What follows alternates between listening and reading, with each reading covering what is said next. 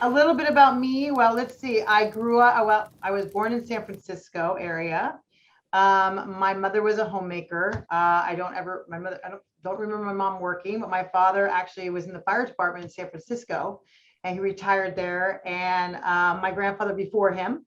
So my dad was actually deputy chief during the earthquake. So that Oh, was a wow. huge thing that happened. And now my son is a fireman. So yeah, so he followed in his footsteps. Being part of firehouse household, dad wasn't around a lot, right? I mean, like you have to go away, you got strike teams, so we pretty much were raised by my mom. I have four other siblings. I have I have a brother that's older, 15 months older than me. I have a brother who's 18 months younger than me. And then I have a sister who's 6 years younger than me and a sister who's 12 years younger than me. And I have a half brother also because my dad got remarried years and years ago. Um, so yeah, we are a pretty big family. And let's see, I have three kids. One of them lives in Vegas, who runs my back office. My son's a fireman who is in Livermore. And then I have a 21-year-old that actually is moving out here to North Carolina next month. So Oh, yeah, so I have three kids and I've been raising them, pretty much by myself. I've been a single mom for a long, long time. I kind of put my life on hold for a while to raise them. I thought that was my mission in life. And when the last one got out of high school, then I decided it was going to be my time and my chapter to move on with my life, which is why I bought a house out here in North Carolina. So yeah, so now I'm kind of an empty nester and selling my house there. And yeah, so new chapter in my life.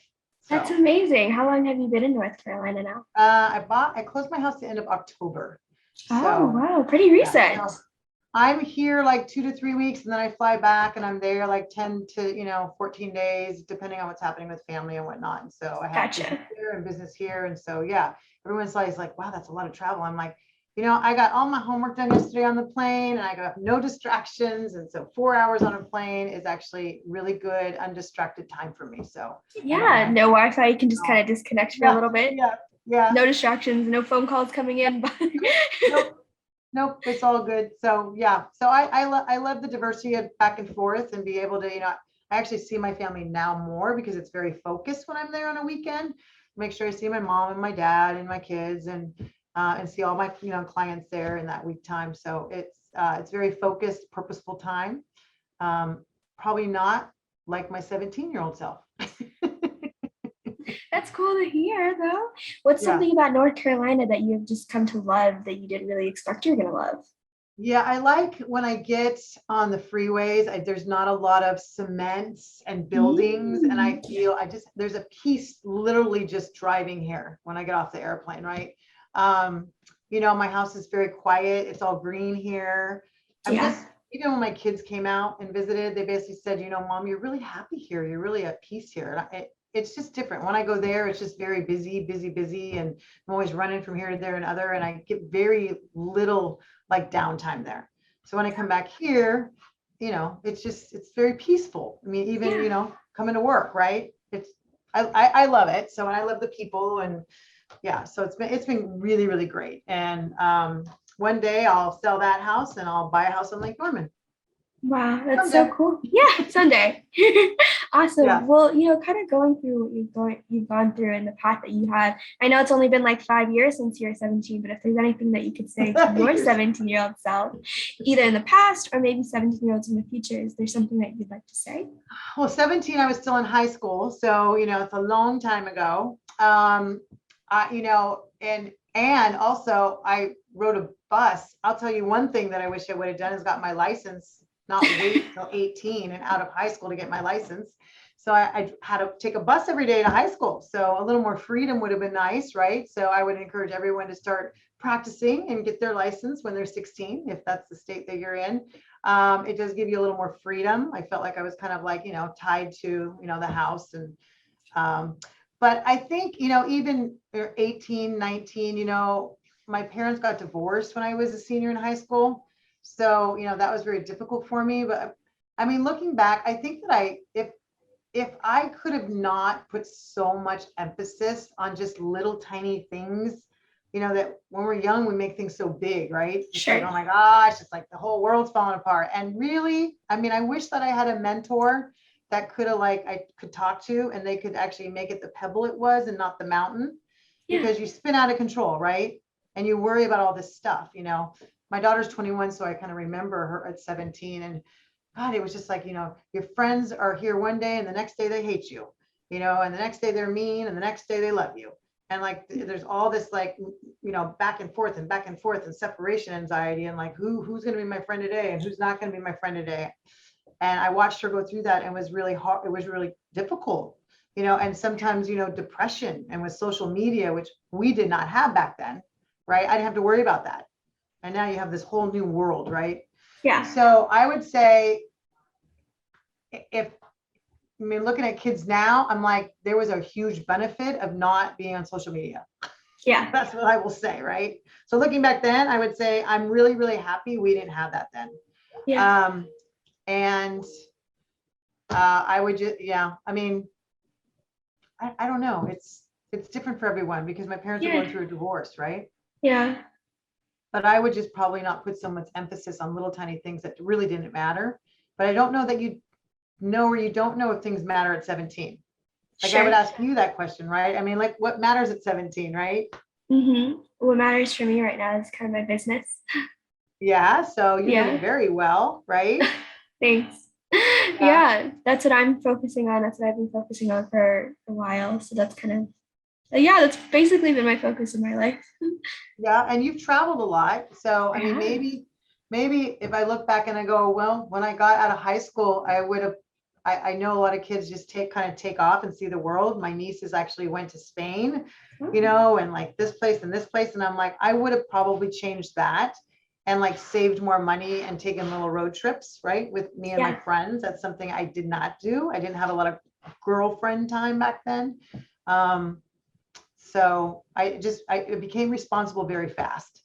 You grow up really Yeah. fast when your parents get divorced, right? You have to get a really good job and then you have the car and then you have to find a place to live. And then, you know, um, so I probably would have traveled a little bit more, taken just some quick trips. I realized that I lived in the Bay Area and I didn't actually step on the Golden Gate Bridge.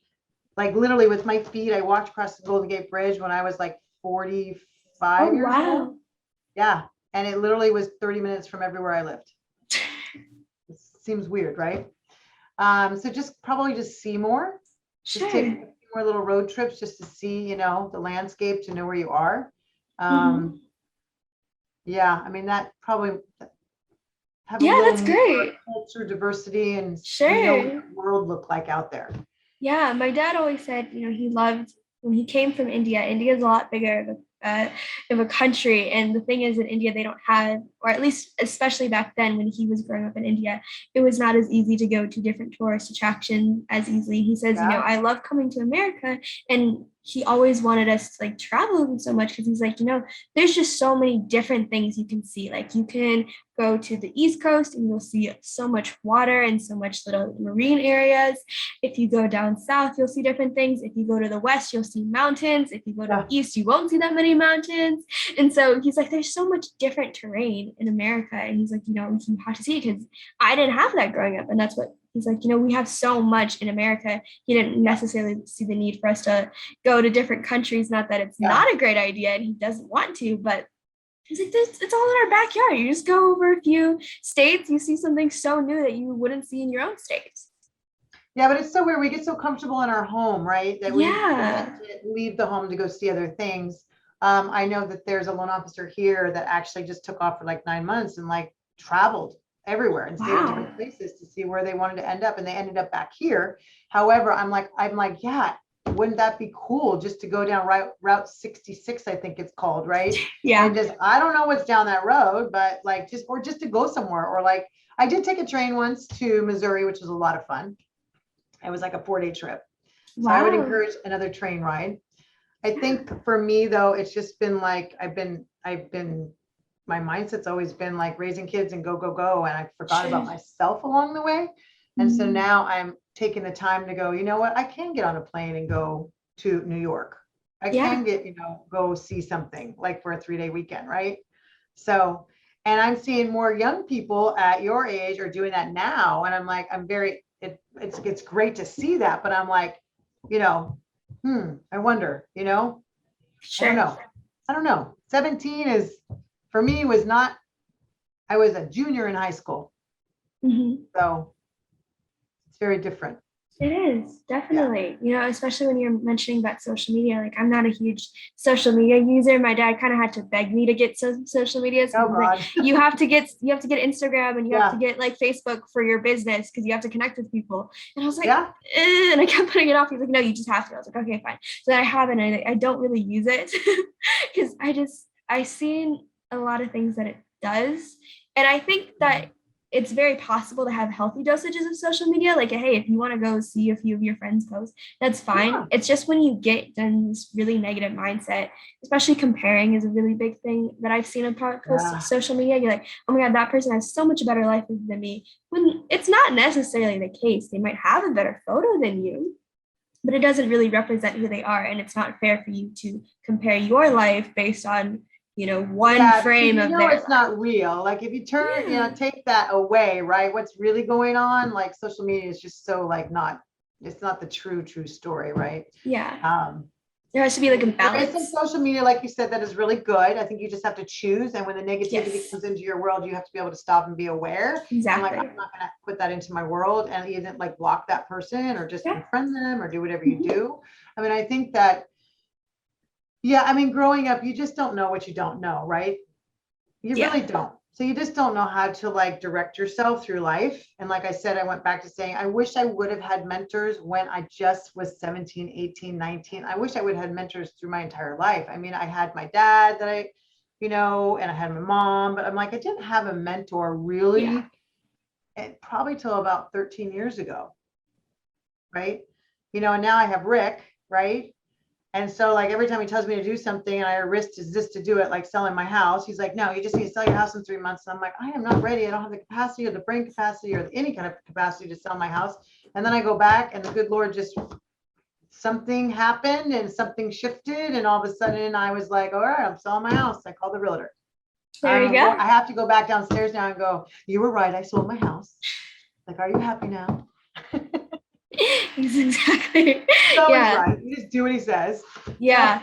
Sometimes it takes a little bit longer, but so I wish that I would have had more Rick Rubies in my life when I was younger.